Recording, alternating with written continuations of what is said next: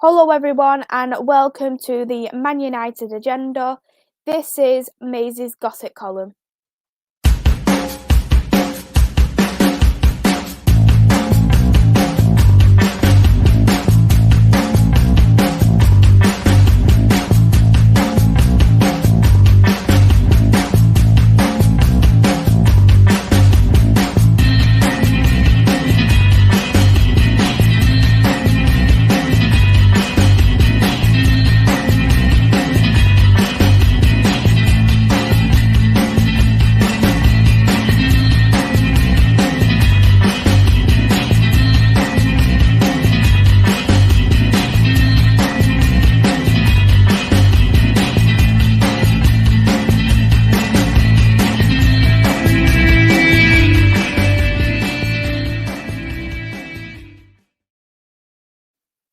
Hello, everyone, and welcome back to Man United Agenda. Please hit the like and subscribe button. We are on the road to 1K subscribers, and if you do go and subscribe to Man United Agenda, you are at a chance of winning a free Bruno Fernandes shirt. Today, I will be doing a gossip column, so giving you all the latest gossip, all the latest news about Manchester United, what's going on in the club right now. I've got a couple of comments here, and I'll go and say hello to people who is in the comments. Big up here to Niall Kane. I hope you're well. Fox's Focus, big up Maisy. Sees Zidane rumours circling again. Do you want him still if Ollie is getting replaced? It's a very good question, and that was something I was going to touch on first, so thank you for bringing that to me there, Brad. So there has been rumours about Zidane, about rumours that he is in talks with Manchester United as it stands. Potentially he could be joining the club, and that will be at the end of the season if he does come to Manchester United. Personally, with myself, I would like to see Zidane there at Manchester United, but we just have to see on how that goes on. And we have got OMONDI here. Hello, OMONDI. How are you? Yeah, I'm great, thank you. How are you, Maisy? I'm very well, thank you. So I was just touching on Zidane. What are your thoughts with Zidane? Because there was rumours that he is in talks with Manchester United at the moment. I'm not really a big fan of his. I don't really want him at the club. I think if you, as a footballer, when he was a footballer, I didn't think he wanted to come to the club. He made that clear. He didn't want to come to Manchester or the Premier League. And as a manager, if he really wanted to come, I think it would have been. I don't like the idea that we're having to. Oh, please come to our club. I'd rather him be. Oh, Man United. Yeah, I'm on to that. You know, but he's never been to England before. Only for the Euro '96 tournament. He hardly. You know, I think he's waiting for other jobs. So I don't think we should beg for someone that we don't really need. And is he proven? We could have a discussion about that. Yeah, that is a very good point to make, because I even said it on a stream myself. The only experience he's really had is Real Madrid's B team and the Real Madrid first team. He hasn't had any experience outside of La Liga.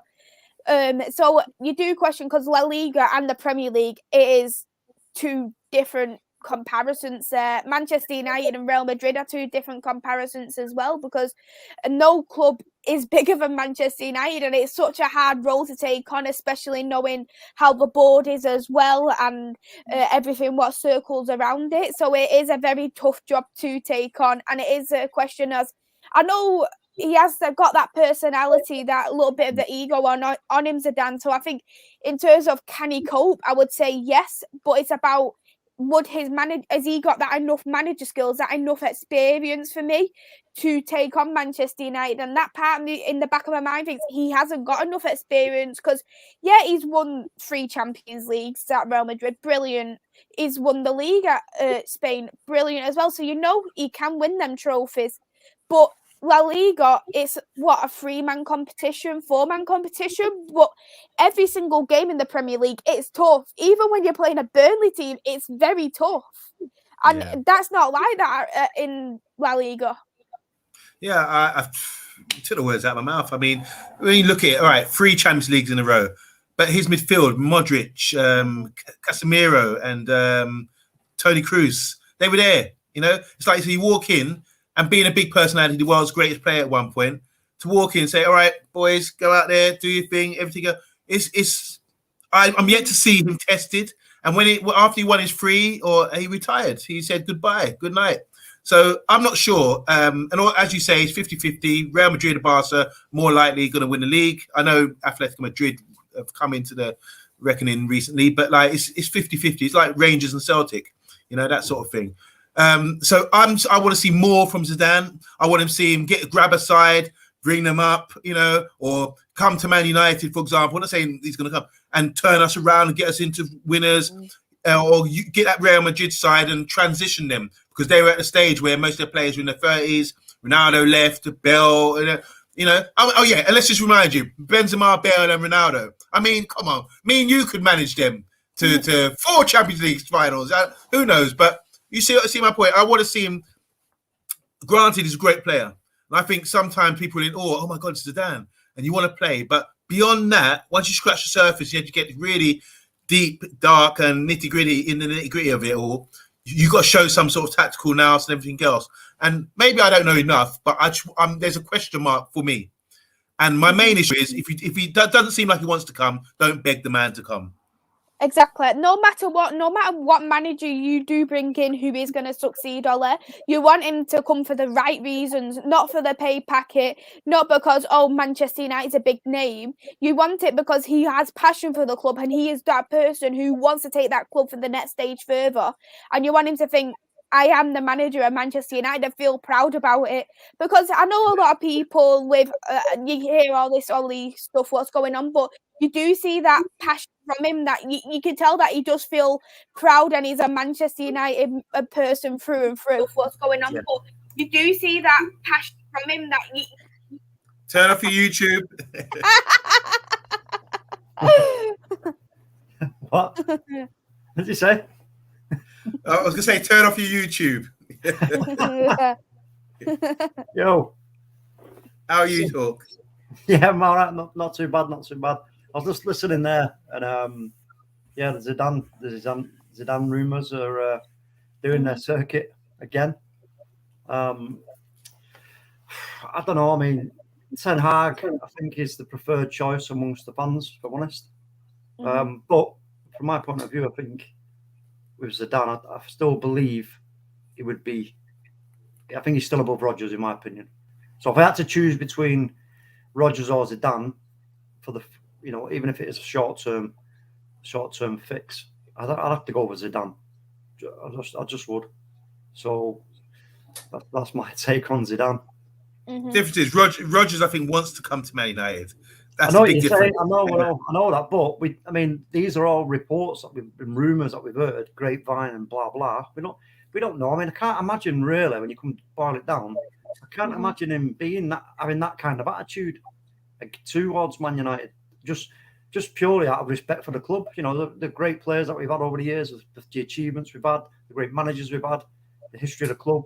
I don't think he'd be that dismissive of it and say, be that, he may have sort of made it a bit more of come and chase me, He may have wanted it to be a little bit more of come and chase me, but I don't think he would have done it in a disrespectful way. I think probably in his own sort of mind, he's probably looking at Man United thinking, it's a huge club.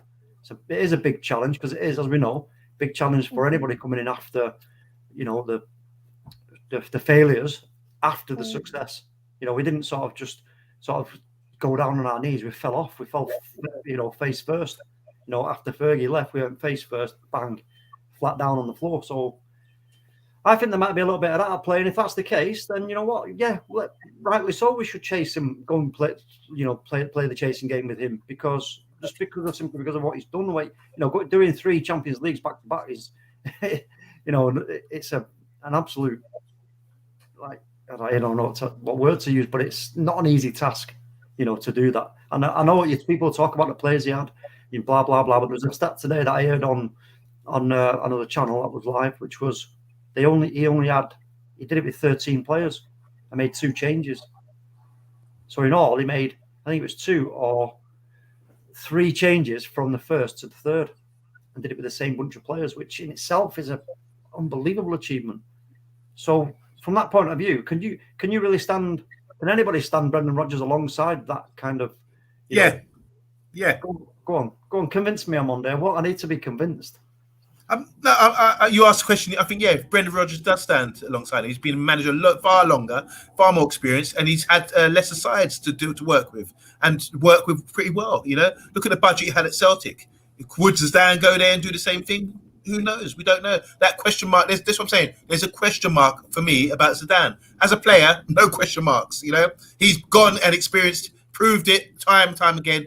You know, it's a no-brainer. But as a manager, going into the Real Madrid team, as they were set up at the time, prime players at their peak and winning 3 in a row and then bailing out and not coming back. And when he did come back, it was like, you know, I think he was protecting his reputation, because I think in a way, maybe in my first thought was maybe you're winging it. You've got a great team here. They're falling off and you don't want to sort of ride along with it and try and get them back up again. You don't want to have to go through that sufferation and everything else. What do you think, Maisy? You're nodding.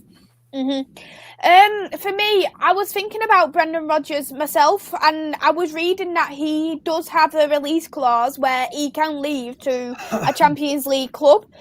I was a bit iffy at first with Brendan Rodgers, because you always have stuff in the back of your mind, like, yeah, he bottled the top 4 quite consistently with Leicester. He bottled the league at Liverpool. With Celtic, it's a completely different league to obviously the Premier League as well, but he does have Premier League experience. He does have European experience. However, he hasn't been as successful in Europe. For me, if I wouldn't personally go for Brendan Rodgers neither. I just think I think he's just the right person for Leicester. I think he's got his feet under the ground. And I think that is just the right thing for him, especially with Leicester. They're not one of them I want to go for the league, which I think suits Brendan Rodgers that a little bit more, because he's that one who goes for more domestic cups, whereas we want to be title contenders. This is also about personalities again. So, you know, the personality of Zinedine Zidane is much different than it is of Brendan Rodgers. And I get the points that OMONDI makes about Brendan Rodgers, but I just think Zinedine Zidane's his persona, his attitude, and everything, it just far outweighs Brendan Rodgers, in my opinion. And I just think he would be more at ease coming to a club like Man United. I don't know, Brendan's managed a big club in Celtic, you know, but this is a whole different world when you become the manager of Manchester United. So I just think that Zidane would be able to handle the stars as well at our club much better than Brendan Rodgers. You know, I think, and also you have to look at how does this play out in terms of the players themselves. You know, if you're a player, if you're Cristiano Ronaldo, you know, and you sat there and you heard all these rumours, and who do you think Cristiano Ronaldo would be saying, I want him to be my boss? I think we all know the answer to that.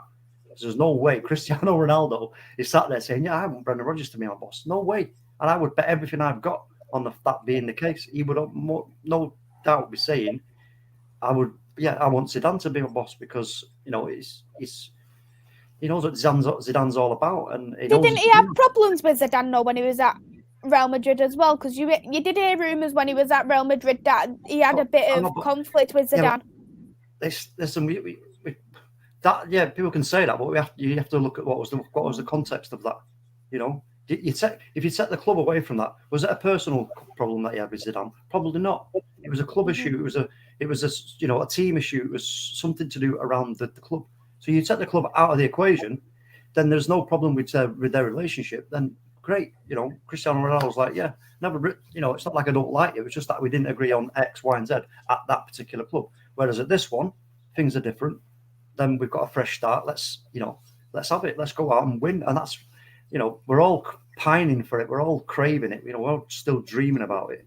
You know, who did can we have a look at Zidane? Who did he bring into Real Madrid that's made them better, or turned out to be a great player? Or was he responsible for any signings at Real Madrid, or is someone else responsible for that? Is it down to him to say, I want this guy, I scouted this guy? I'm not sure.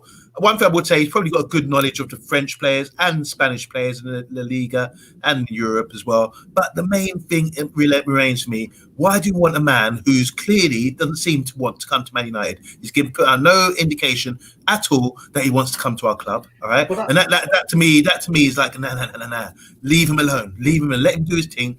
He wants to go to France. He wants to get to PSG or wherever. This is what he's waiting for. You know, if there's a sniff that you want to come to Man United, like Brendan Rodgers, I heard he's looking at moving a house or looking at houses in Manchester or something like that. There's a sniff. Then you want someone who wants to be at the club, you know, not someone who's going to say, well, I can work with star players. I mean, the issue we have, we're not a team at the moment. So coming here to work with star players, it's not who are going to be there for about 2-3 years, you know, maximum. I don't think we need a foundation and a team to build on. And I think in that respect, Brendan Rodgers is a better long-term appointment. And when we say about Brendan Rodgers' credentials, I think his credentials do stand up because if you give him the resources that we have at Manchester United and you compare it pound for pound what he did at other clubs, I think then we're on to a winner here. He could probably, over 2-3 years, get us to the level we want to be at.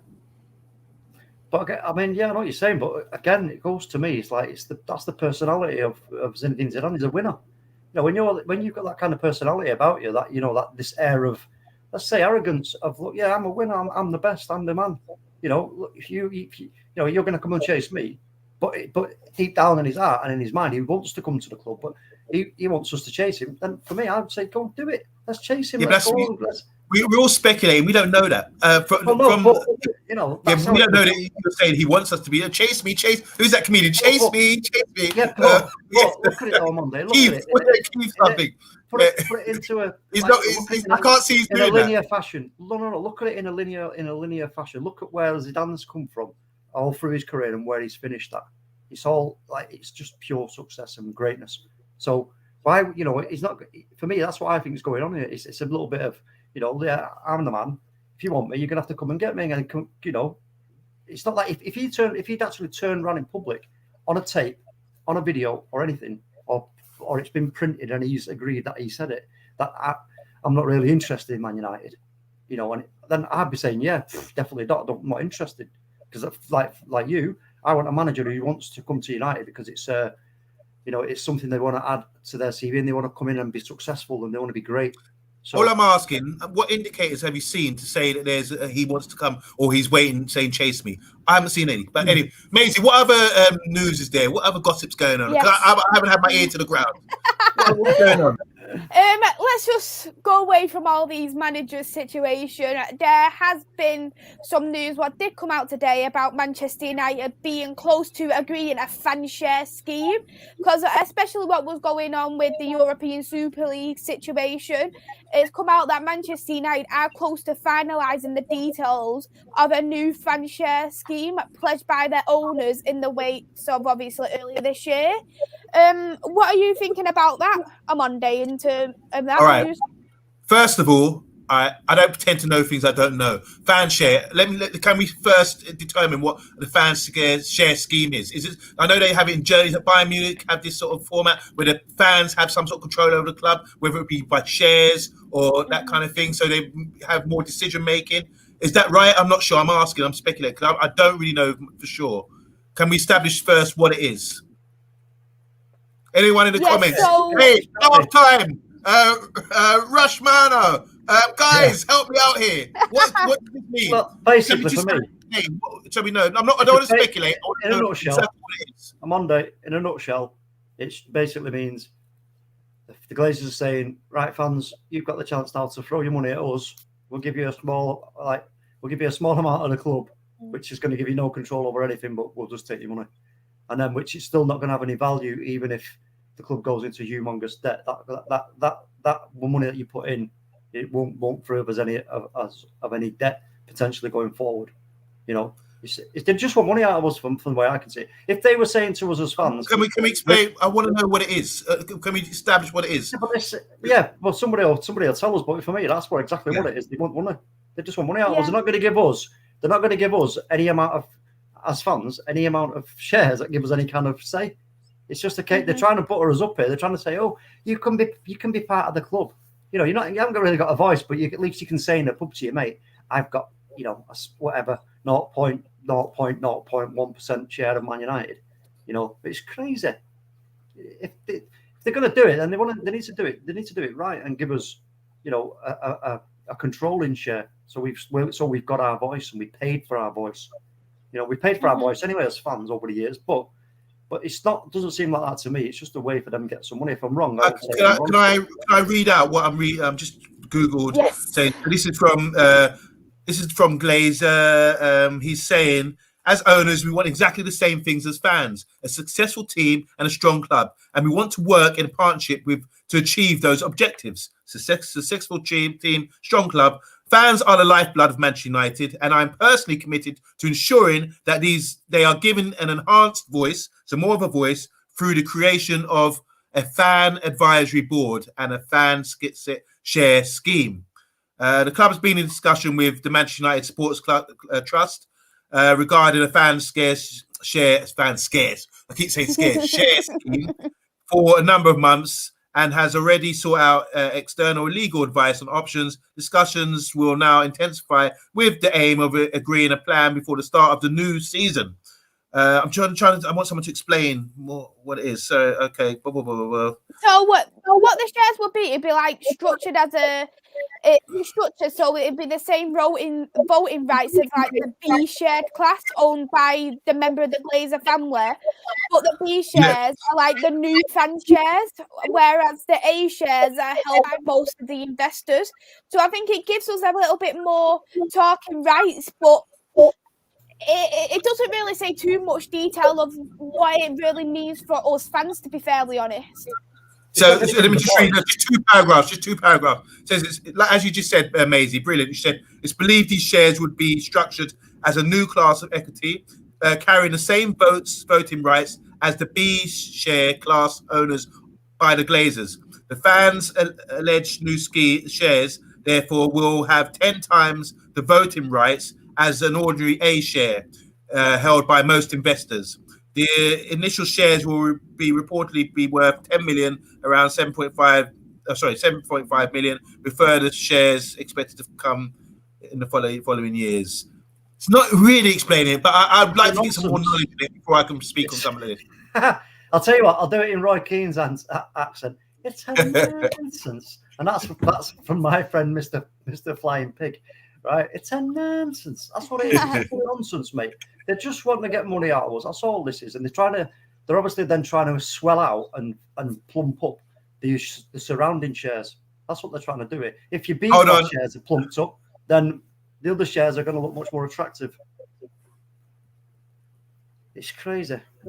Okay, so a lot of knowledge in by the comments here. A lot of people have a lot of knowledge on this. Of course, this is the thing, and also I just want to say a big shout out to everybody who's in the chat: Miss Mel, Rush Marno, Anthony Herbert, everybody else. Niall Kane, Rush, Niall Kane, Talk MUs, Akil, HD Kalo, Andy Herbert. Bath time in the comments as well. Yeah, I'm going through now. I can't see everybody. So I'm still like that with this fan share thing. I want to know more about it before I go. Yeah. I can't pretend to know speak about something I don't know really much about. Yeah. I'm not fooled by it, though, Mondi. That's one thing's for sure. I ain't fooled by it because there's no way. I don't trust it. You don't trust them. Well, don't trust I want to know the pros and cons for it before I can make a decision about it. I don't know. No, I know what you're saying, but I certainly won't be giving them any of my dough. Okay. No chance. Yeah, and in the comments it says here about in Germany, all clubs have what's called a 1% share, which allows them to stop excessive ticket price, name, change the club, etc. But that's what it's about. I can't imagine that would be the case in terms of the tickets, because when you do look at the tickets, especially since the signings that we have, it's literally gone sky high now, the tickets to come to Manchester United. So I think it might affect us in a completely different way than it would be for Germany.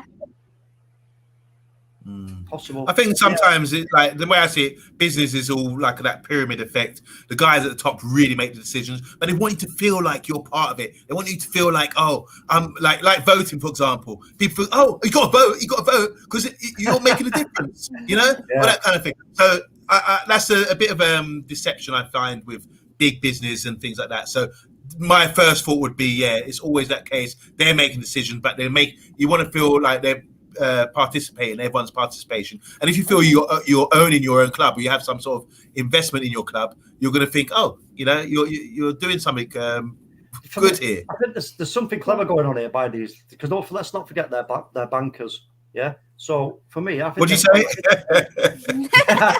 Yes, the bankers, right? Read into that what you will, right? But I think they're trying to plump up the A shares by swelling up the sort of the lower class B shares here, and it's all a bit there's something dodgy going on. There's no two ways about it. But I just wanted to answer Bath Time's question. What is going to be happening? They're going to invest an extra 7.4 million, and it's known as special shares, which will be issued and will be reserved just for Man United fans. So they're not selling any existing shares; they're issuing out more shares, and they're known as special shares. Kind of patronising, maybe a little bit. Sounds a bit patronising, the whole thing. Yeah, it doesn't. It sounds very, very confusing when you do look at it, but it was. This is why I think with all factors of football, you have to be wise. If you've got the wisdom on things, you get more understanding about certain things. I don't have any wisdom on this thing here. I don't really take much interest into the Glazers either about what they do. I like the football side of things and watching the football and the tactical side of things. But there's so much. Yeah, this has taken up a lot of discussion about ownership and everything else and big business. But big business is always the same. It's the root of all evil. Money is cause of corruption, all kinds of things. So I'm not surprised by the disheartened fans and everything else that's going on around the club with money and things like that. Should we just move on to something completely different here, which is, do you remember the Antonio Conte rumours were happening? Mm-hmm. And we were all, everybody's like, oh, it's Conte and blah, blah, blah. What did I say? I said, look, no, listen, Ed Woodward, blah, blah, blah, too much money, but I advise against it. And then one of the gossips today is that he wanted 250 million transfer. So that they bottled it. Ed Woodward's like, whoa, no, can't be doing that. Whoa, no. Right. So then he's like, no, he's advised the Glazers, because that's what he does. He's advised the Glazers, no, that ain't going to work out very well if you go down this route. So yeah, that's why we lost out on Conte. Now, also there's some players as well in the Maisy that we need to take a look at in terms of potential moves. Mm-hmm. Yes, there is some potential moves. One of them being Dean Henderson. He is linked to Newcastle United, and there's also rumours about Donny van der Beek also leaving Manchester United.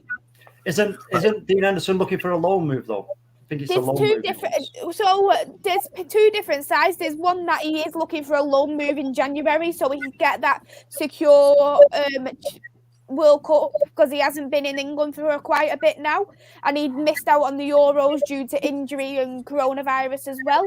Plus, if he doesn't go out on loan in the winter, he is going to be looking at and going on a permanent basis in the summer. Whereas for me, I feel like a loan move would be better, because we all know David De Gea isn't going to last forever.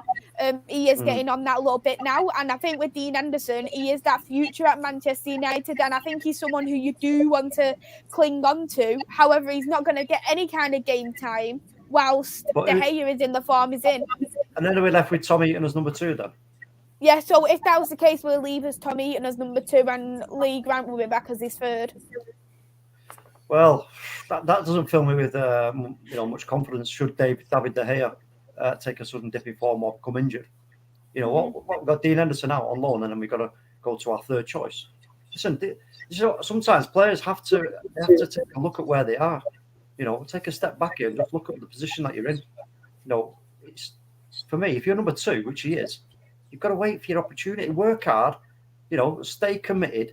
Work hard. Your time will come. He's younger than David De Gea. He will get his opportunity. But stamping and jumping about all over and making a noise about I'm not getting this and I'm not getting that when you're on exceptional amounts of money is, for me, I don't like that at all. I don't like it. Now, this is again where communication needs to happen at the club. Ollie, this is where Ollie needs to be having a chat with this guy and making it clear to him. You will get your chances. Your time will come. But you've got to be patient. We can't be letting you go off now on loan, coming to some loan agreement. Then we're stuffed if David De Gea, get, I don't know, any kind of injury. Then we've got to play our number 3. Hold on a minute. Didn't he just sign? Didn't he go away at Sheffield United, have a great season, great stats, and come back and say, right, I got a new contract, and there must be some agreement there. And now we're going into the new season. He played some Premiership games. He was number 1 in the Premiership towards the end of last season, and now coming back from an injury, he can't get back in the side. So surely he should be saying he's right to say I should be demanding a place. And I like the confidence of him to be saying I feel I'm better than De Gea and I should be playing. I like that confidence, and I think we've seen evidence as well now. We've seen him play. We've had a good run of games last season. So anyone, I don't know, put it out there. Do you think who's better, guys? Who's better, Henderson or De Gea? And you can't say, we don't know. We haven't seen enough Henderson. We've seen Henderson. He's played a whole season with Sheffield United. He played a lot of our Premiership games last season, towards the end of the season. So we can make a judgment now. Who's the better goalkeeper? It's not, but it's quite clear though, that Ole, as long as he remains in charge, he's going to keep his faith in David De Gea unless he becomes injured. Now, from Dean Henderson's point of view, he's got to look at this whole situation and say to himself, "Wait a minute, how long is this current manager going to be in this job for?" Because this is a huge problem for the team right now in their own minds. You're a club the size of Man United. You need stability. You need to know what's going on. What does the future hold? So he needs to, in my opinion, just be quiet at the moment. Just let everything play out in terms of the managerial position, and then after that, see where you stand, and then make some decisions from that point. Doing this kind of thing right now is not really helping the club, really, in my opinion, or the squad. If I was in that team, I'd be a bit pissed off. What came you? I've asked you your assessment. What do you think, Maisy? What do you think? You've seen them both. Who do you think is a better keeper?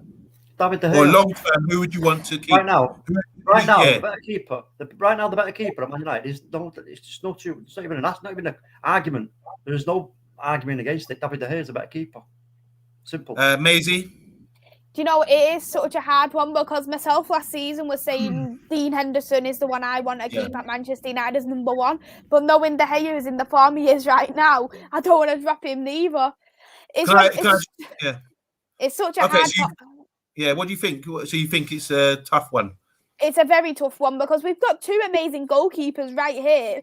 But the problem is they're both on scandalous wages. We must be paying the most for just 2 goalkeepers, surely. It's true. What I was looking at as well, Dean Henderson is looking at an 18-month loan move.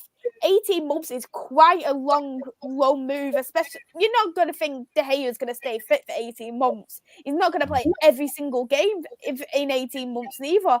There is going to be them games where we're going to need to use our backup goalkeeper, like Tom Eaton probably will come through, but there is always going to be them where we are going to need that goalkeeper, especially when we're seeing De Gea was injured last season. He had to go due to maternity leave as well. But if De Gea does drop in form, this is going to be his chance, Dean Henderson's, to come into the side and go, yeah, I'm here, I'm ready to go. Because I think last season he did really put his voice out there to show that he is that goalkeeper who Manchester United need in the future. But I think what a lot of people lost confidence in was when we done that 4-0 loss against Liverpool. I think that was what made people doubt Dean Henderson. I think Dean Henderson's a good goalkeeper. He's more vocal. I get more confidence. He comes out and comes out and claims more balls. And there's a stat to show that he does as well. I think he could, like what we're seeing with that goal when we played against, we lost 2. I can't remember. We've lost so many recently where the ball was played. Man City. No, not Man City. Was it Bernardo Silva? Did we lose to Man City the other day? Yeah. Their second goal, 1-2, and the ball was played over and into the 6-yard box, and De Gea still stood on his line. Now, for me, a keeper's supposed to come out like a Ray Clements or Bruce Grobbelaar or that sort of thing, come out and claim these things, and Dean Henderson would do that. He also has a good relationship with the centre-back, Maguire. I think he's a good... Everyone talks about De Gea, but he's a shot stopper. That's it. That's about it. It's percentages, though, as well, on Monday. So I'm just saying, I think Dean Henderson, from what I've seen a balanced thing now with both of them, evidence for both. I think Dean Henderson is the guy to go forward with, and I think disappointing that De Gea has come back in and playing, and everyone's still saying he's having good games. When I'm looking at it and thinking, well, communication's bad. Our communication defense is bad. He's not coming out and claiming stuff because he's physically he hasn't got that presence, everything else. And there's a lot of factors there that people don't really look at. They're only looking at his point blank saves or with his feet and all that kind of thing. It's because, and I'm thinking, well, how do we get in this position in the first place? As a goalkeeper, you visualize everything, so you should be able to talk. Everyone loved Peter Schmeichel because he used to scream at our defense and get them in order, you know. So I think Dean Henderson's got that bit about him, and a bit more physical, a bit tougher. And I would have gone for him after what I saw last season. Yeah, and I'm not going to back down and say anything different. That's what I felt. I still think the same. There has been a couple of comments there, what people have thought about De Gea and the Dean Henderson situation. We've got one here from Ankit. De Gea is much, much better. In English media, hyped Henderson a bit for me. Good, but De Gea is playing then. We've got as well Matt, who said Dean Henderson needs to be getting first team chances, so he needs to move on. It's too conflicting having two international keepers. He only had one start this season, Dean Henderson, and that was in the Carabao Cup, which we lost 1-0 against West Ham. And we've got here from David. Hi, David. If you look at all the top teams around the world, they have a goalkeeper that is good with their feet and quick off the line. And we've got Brad here as well. Henderson took #1 spot at the end of last season, but De Gea has been quality for years. It's too early to compare. Even right now, it's De Gea right now. And I'm seeing a lot of people are saying, mostly saying De Gea as well here. Bath Time has said, De Gea's distribution means you have to play 3 players plus him in the build-up play. We get outnumbered across the pitch and we can't control the match with him in goal. So that was something that we haven't really discussed neither, on how the game affects it when you do have the different goalkeepers there. And we've got Garrett, loan him at Christmas, and when he comes back, Ollie will be off. It'll be interesting because I think when we do get a new manager, there'll be definitely at least one goalkeeper who will be leaving, especially with the wages what the both of them are on. Yeah, and when will can we talk about Van der Beek? Because I heard Wolves were interested in him as well, and it's a similar situation, isn't it? Promises were made, and you're not getting no love, and he's a quality player, international player as well. And Holland, look, they were 2-0 up the other day, and they came back to 2-2. They're going to struggle now. They got to play Norway, and they need to win that to get through to the World Cup, and they haven't got Van der Beek. He hasn't been around. He's a key player for them. This is where communication is key now with whoever Man United are talking to, whether it be Zinedine Zidane, whether it be Brendan Rodgers or Ten Hag, or even Rangnick. You know, they have to be asking these questions. You know, who is it that you're in the squad that you're not so sure about? You know, blah blah blah. Because at the end of the day, we can't. You don't want to be letting players go who other managers who potentially coming in would want to have in their plans. You know what I mean? So, and again, I'm sure. Well, you'd like to think that these kind of conversations are happening behind the scenes, but who knows with the Glazers in charge in Woodward? You know, we've seen the way they've done business. It's took an absolute age to get deals done that Gill used to get done in, matter of days. You know what I mean? So, I don't know. I'm not confident that they are capable of these kind of conversations just simply because they can't get the pound signs out of their eyes. It's always... So about Van der Beek. I think he's a great player. I think he's great player who can really do bits in the Premier League for us, and he hasn't had the opportunity. And I think that's a big tragedy for me, in my opinion, for a player in his prime, 24, 25, and he's doing his best. He's trying to be professional and keeps going. This is a long-running saga now, and it got to the point where the fans actually cheered him the other day, and it was kind of as if to say, we feel for you now. We're starting to feel sorry for you, and we want to see you because we're performing so badly, and you're still not getting games to prove anything. And it's not like I've heard some comments say, well, Henderson comes in, if he plays poor, oh, you're out again. Yeah, but you need games and game time to really get it fit in and get into the side, And the same applies for Van der Beek. Let's see him consistently play in a number 6 or number 8 or wherever you want to play him, consistently play him over and over again. And then after 10 games, make a proper judgment or assessment. At the moment, we're just saying, oh my God, he's not good enough. Or people saying he's probably not training. We're just speculating. The way to see it is to give the guy games and let him see what he's let's see what he's got. Because I believe he will shock the world, shock the whole Man United fans base, and they'll be saying, "My gosh, we've got a gem on our hands here. Someone who gives us something slightly different to anyone else in our team at the moment." But I just think Ollie's not brave enough. That's what the problem is, Monday. Ollie's not brave enough. That's true. That's true. That's very true. A style of football that is going to be able to let him incorporate Donny van de Beek into it, because of the way Donny plays. You know, he's a baller. We know that he's a baller, and he's an intelligent baller. Every attribute that he's got will give you the indication that he's not afraid. So he would therefore fit in to a system and a style of play that is more attack minded. You know, taking risks, taking a few gambles, and like I say, for me, that doesn't add up next to Ollie, does it? When you put that calculation and that equation next to Ollie's equation and calculation is totally different to what I've just said. So for me, that's why it doesn't fit into Ollie's plans for that reason, which is a shame, really, because like I say, we all know it, that Donny van de Beek can actually bring us he's like a little busy bee, isn't he, there in the middle field, always in the space. If you Donny van de Beek, man, no one's ever going to pick his pocket, that's for sure, because you can't get near him. He's all over the shop. So Maisy, what do you think? What's your assessment on Donny? With me, with Donny, I have been very critical with Donny, because I have thought when he has made them appearances for Manchester United, he hasn't been there where he's been. Wow, he should be in the starting 11 lineup. And you do also think, under the next breath, he's played one game and then he doesn't come back for another 2 months. So he's not going to get that run of game time. He's only having that training session. And when I do look at last season, he has had different positions. He's played as a double pivot, he's played on the left, he's played on the right, he's played as a number 10. But surely when Donny did come to Manchester United, because the number 10 was where he mostly played at Ajax, surely he would have been told when he was signing his contract, if you play as a number 10, you'll be a backup for Bruno Fernandes, because he's not going to get dropped. So that's where Ollie would have to think, right, okay, so we know that Donny's not going to play as this number 10, so we need to try and adapt Donny elsewhere. But he hasn't really done that, and he's decided, and he's just kept that same continuous Nick Fred or Pogba on the left, or whatever it's decided to do. Because we do know what Donny is capable of, and parts of me think, is it he's not suiting Manchester United?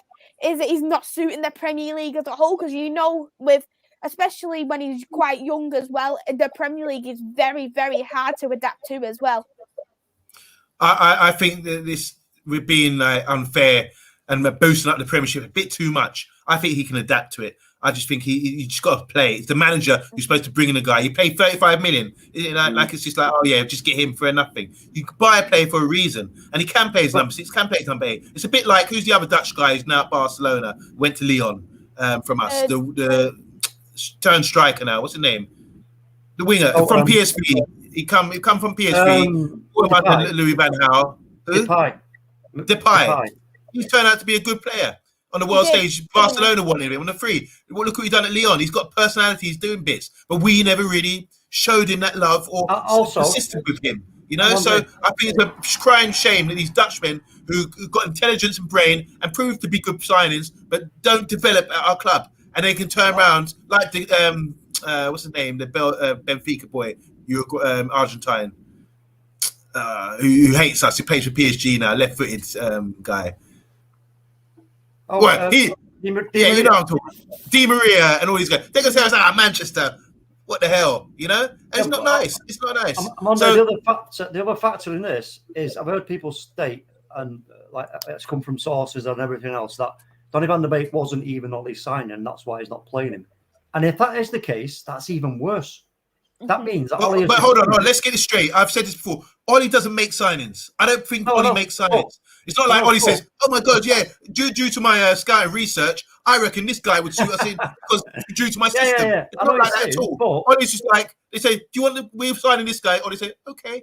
That's how it is. That's how I see it. The club's so big that the people going. It's not Alex Ferguson days where he gets behind and goes to watch people play and all that kind of thing. It doesn't run like that anymore. I don't think so. I've heard me and my brother used to argue about, "Oh yeah, that's Ollie. Ollie, look who Ollie signed." I'm thinking, Ollie never signed these guys. What are you on about? We don't know that, do we? We don't know that. I know that. I will bet my dogs on it. Yeah, but we don't know it for certain. But what I'm saying is, my point is, if that is the case, where it's not Ollie's signing, and he's just playing him because he's saying, "No, I'm not playing this because he's not my signing," and he's then struggled through with McTominay and Fred, that's even worse because he's not been willing to go, you know what, okay, you're not my signing, but you know what, I'm going to give you the chance because I want to win. I want good performances. I want to send the fans home with a smile on the face, which that's a bit right, that's what it's all about. He's making us happy, the fans, make us smile, right? Give us the bragging rights and all the blah blahs. So if that is the case, that's even worse from Ollie's point of view. Because this will come out at some point when when Donny moves on to his next position, wherever that be, at whatever club, this will come out and he'll make it clear. He'll give us the reasons who actually brought him in, what was offered and promised to him, and what was, where they failed. So, and I can't wait to hear what it is. What comes out of his mouth. I don't want to hear it because I want him to play. Look, Pogba's out now. Give the guy an opportunity. Pogba's out for the rest of till Christmas at least. Give the guy an opportunity, man. Let him play, please. For God's sake, Fred, McTominay, take one of these guys out. Give him a game. Give him a run of games. We've got Arsenal. We've got Watford. We've got all these games coming up, man. And Chelsea as well. Let him play some ball. Let him say, okay, we've got something here. But for the fact that he's not playing, that's why he's coming on getting cheered and Ollie's walking off and getting booed. Come on, what's it going to take? I mean, we're at a stage now where it's like, come on, guys, you got no other choice. And the other gossip thing we should chat about is where's Ollie?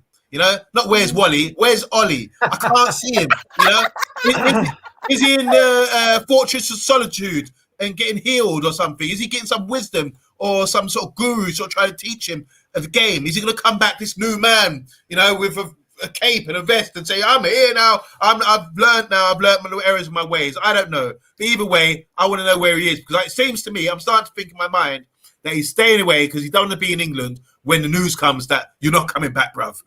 Maybe they said to him, you're not coming back, but you don't bother, pack your bags and go to Norway. Who knows? I'm speculating now, but that's what I think. No. But on that note, I'm signing out. Don't know about you guys, but it's been great chatting to you. Maisy, I want more of these news bulletins. Honestly, don't you worry about that. I go to work and someone say to me, oh, you read the gossip? No, and maybe have a little chat like that. I'd rather do it on the show with you guys. Because I'm not up to date like you guys. So yeah, it's great. And thanks to the guys in the comments as well. I'm out. See you for coming on a Monday, and I'll wrap it up there now anyway. Thank you for everyone who has tuned in today. Everyone go and hit the like and subscribe button, and if you do subscribe today to Man United Agenda, you are at a chance of winning a free Bruno Fernandes shirt. We have got a show on at 8 o'clock, so go and tune into the 8 o'clock show. It is going to be absolutely brilliant. But until then, we will see you all soon. Bye. Ciao.